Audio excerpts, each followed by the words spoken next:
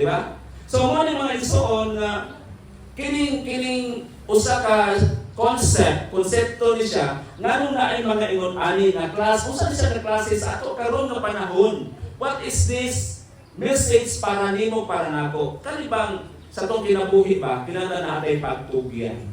Na? Siyempre, relationship between your mother and you as a son. Ganana. So, nakipagtugyan. What if o ang imong inahan pananglitan o tin-an ka sa pagbuhat og maayo, is it naapabagyapon ang konsuelo?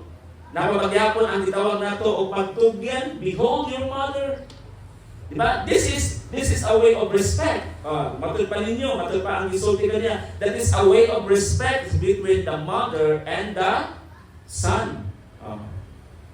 So, yun sa nato ni mga igsoon ang way of relationship between those kind of scenario nga nahitabo. It means nga ang atong ihatag mga igsoon kinahanglan ko'y uban po nga na-misinterpret. May nga, mama ko na ako po na respetaron. Yan, respetaron ni mo, bisag sayo. Muna imuhang una-unaon. Kay, biblikal mo na. Right? So, ibutang na to sa mga ayong pagkahimutang, ang mga gihan-ardihat kay kanang dapita, that is a respect to, pero sa maayo. Di ta pwedeng mo respetar sa dautan. That is condoning. Condoning, that means compromising. Ay mo bitaw lagi mo sa India, kinahanglan nga mo pailalom kita sa tuang mga ginikanan. That's true, correct. Children, obey your parents in the Lord, for this is right. Pero kung ang imong obedience wala na gyud siya nakapato, wala na gyud siya naka-inline sa kabubuton sa Ginoo, do you think you have to give your respect? The only thing that has to be respected is God. Because naa niya ang supremacy. Naa niya ang authority, mga igsoon. Who are we, by the way? Na maghimo ka kaugalingon natong mga lakang.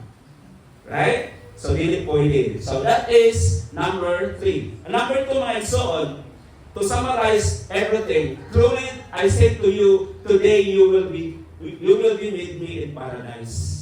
Situation, case-to-case basis din siya mga igsoon. Na may mga tao na nagtugi ani. Muningon sila na ang baptism is very important. Right? It's very important. Matungkulingon nga ang baptismo, mo ni siya ang makapadala ka nato ang atong taytayan payon sa langit. So kung baptismo na ato ang karon nga hatagan o picture kung saan na lang itong kamatayan ni Jesus Christ sa Kalbaryo.